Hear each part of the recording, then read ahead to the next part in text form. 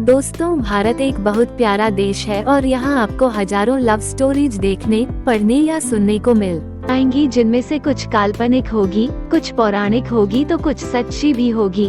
तो आइए नजर डालते हैं ऐसी एक ट्रू लव स्टोरी पर। है एक दिन एक युवक और एक युवती में प्रेम हो गया, लेकिन लड़का एक गरीब परिवार से आया था। इस बात से लड़की के माता पिता भी खुश नहीं थे, इसलिए युवक ने फैसला किया कि वो न केवल लड़की को अपनी पत्नी स्वीकार करेगा, बल्कि उसके माता पिता को भी समझाकर अपने माता पिता की तरह स्वीकार करेगा। समय के साथ माता पिता ने देखा कि वो एक अच्छा आदमी था और उनकी बेटी के लिए सभी तरह से योग्य था। लेकिन एक और समस्या थी, वो आदमी एक सैनिक था। जल्द ही युद्ध छिड़ गया और उसे 1 साल के लिए विदेश भेजा जा रहा था। उसके जाने से 1 सप्ताह पहले आदमी ने अपने घुटने के बल बैठकर अपनी प्रेमिका से पूछा, मुझसे शादी होगी? प्रेमिका के आंखों में खुशी के आंसू आ गए। उसने अपने आंसू पोंछे और कहा हाँ, और वे एक दूसरे के गले लग गए। वे इस बात पर सहमत हुए कि जब वो 1 साल में वापस आएगा तो वे शादी कर लेंगे। लेकिन एक बड़ी त्रासदी हुई। उसके जाने के कुछ दिनों बाद लड़की का एक बड़ा एक्सीडेंट हो गया। ये एक्सीडेंट गाड़ियों की आमने सामने टक्कर थी। जब वो अस्पताल में जागी तो उसने अपने माता पिता को रोते हुए देखा। तुरंत वह जान गई कि कुछ गड़बड़ है।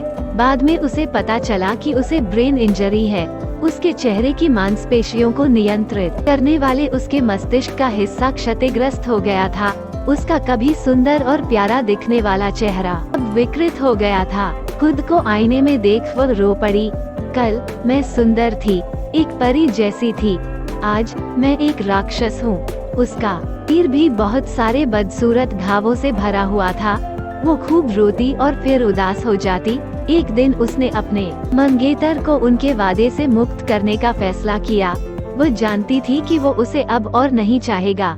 वो उसके बारे में भूल जाना चाहती थी और उसे फिर कभी नहीं उसका सामना नहीं करना चाहती थी। 1 साल तक सिपाही ने कई पत्र लिखे, लेकिन उसने जवाब नहीं दिया। उसने उसे कई बार फोन किया, लेकिन उसने कॉल रिसीव नहीं किया।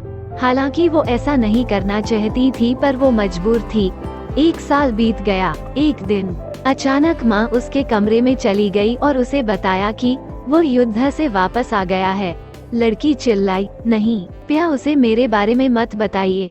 उसे मत बताना कि मैं यहाँ हूँ। माँ ने कहा, उसकी शादी हो रही है और उसमें तुम्हें अपनी शादी का निमंत्रण भेजा है। लड़की का दिल बैठ गया। वो जानती थी कि वो अब भी उससे प्यार करती है, लेकिन उसे अब उसे भूलना होगा। बड़े दुख के साथ उसने शादी का निमंत्रण खोला और फिर उसने उस पर अपना नाम देखा। उसे कुछ भी समझ नहीं आ रहा था। उलझन में उसने पूछा, यह क्या है? तभी युवक फूलों का गुलदस्ता लेकर उसके कमरे में दाखिल हुआ। वो उसके पास घुटने टेक कर बैठ गया और पूछा, क्या तुम मुझसे शादी करोगी? लड़की ने अपना चेहरा अपने हाथों से ढक लिया और कहा, मैं बदसूरत हूँ। तुम अगर ठीक से मुझे देखोगे तो तब तुम्हें सच्चाई पता चलेगी। और उसने अपने चेहरे से हाथ हटा दिया। उस युवक ने कहा, तुम्हारी अनुमति के बिना तुम्हारी माँ ने मुझे तुम्हारी तस्वीरें भेजी। जब मैंने वो तस्वीरें देखी तो मुझे एहसास हुआ कि कुछ भी नहीं बदला है। तुम अब भी वही हो जिससे मुझे प्यार हुआ था।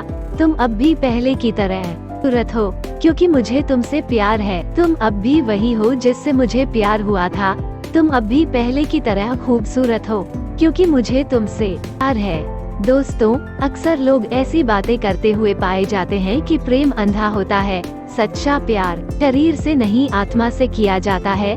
लेकिन दुनिया की कड़वी सच्चाई ये है, लोग इसके विपरीत ही करते हैं। इस दुनिया में कहीं कहीं पर शरीर वाला नहीं, आत्मा वाला प्यार दिखाई देखा है, और इसी से शायद इस दुनिया में प्यार का अस्तित्व बना रहता है। यहाँ तक हमारा साथ देने के लिए आपका बहुत बहुत धन्यवाद। राधे राधे।